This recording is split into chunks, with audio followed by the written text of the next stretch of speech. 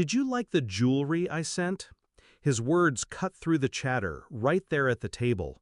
I froze, my fork halfway to my lips, my family silent, eyes darting like cornered animals. I said the truth. "What jewelry?" His smile collapsed. He turned slowly, scanning their faces. "Where is it?" The silence that followed was heavier than steel. That was the moment everything snapped into focus. We'd been married 3 years, steady years.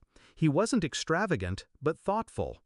The kind of man who remembered the color of my first dress, the smell of my grandmother's kitchen. I'd fallen for that quiet precision, which is why I noticed when the precision began to falter. Odd charges on our account, packages signed for when I wasn't home. My mother suddenly sporting a bracelet suspiciously close to one I'd admired in a catalog. My sister flashing a necklace that looked too new for her paycheck. At first, I chalked it up to coincidence. Family borrows, family gifts. But the pattern grew louder. My gifts never arrived. My husband swore he'd ordered them.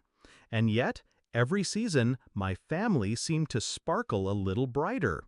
I didn't connect the dots, not until that night. I didn't lash out. I didn't demand answers or flip the table. I smiled, as if nothing was wrong, while inside, something very sharp settled into place. If my family thought they could siphon love meant for me, take what was mine, lie with straight faces, they underestimated me. Revenge isn't rage. Revenge is architecture. So I built. First, I asked for patience. I told my husband, "Don't confront them, not yet. Let's see how far this goes." His trust was my weapon. Then I tracked every package, every receipt. I had his accounts mirrored to mine. Notifications pinged every time a delivery went out.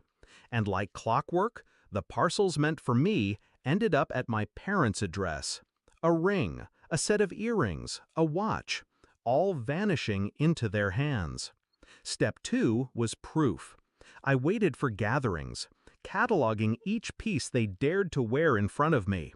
Photos, time-stamped. A portfolio of theft, disguised as family. Step 3, I set the stage. On our next anniversary, I knew he'd outdo himself. A diamond set, custom, engraved with my initials inside. I never touched it, because it never reached me. It arrived at their doorstep. My mother signed for it. And 2 days later, she wore it to dinner. Bold, careless. That was the night I stayed quiet when he asked me about the jewelry. That was the night his faith in them cracked open. But I didn't want anger. I wanted collapse. So I pulled the final thread. I contacted the jeweler, reported the theft, filed insurance, provided the photos, the receipts, the tracking. Every trail pointed back to one address, my parents' home. The insurance company paid out immediately, double value. My husband replaced the set, this time delivered directly to my office. But the investigation didn't stop. Within weeks, police showed up at my parents' door. Questions about mail fraud, federal territory. My mother's hands shaking, clutching that necklace she swore was a gift. My sister silent for once, lips pale. Their faces must have burned when they realized the trap was legal, airtight, irreversible. The climax came quietly. At Sunday dinner, they tried to act normal. Plates, small talk, forced laughter. Then I placed my hand on the table, diamonds catching the light. The real set, engraved, unmistakable. Their eyes dropped instantly. I leaned forward, calm, controlled. You took everything he gave me. But this was never yours. Not a scream, not an accusation. Just truth, sharpened to a blade. The silence that followed wasn't heavy anymore. It was final. After that, they stopped calling.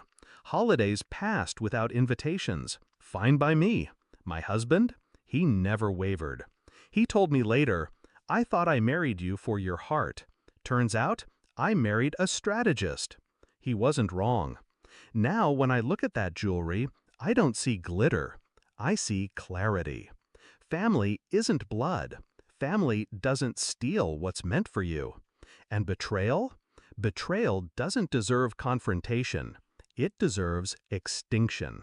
So I cut them out, clean, surgical. And every reflection of those diamonds reminds me, I didn't lose a family, I removed a cancer.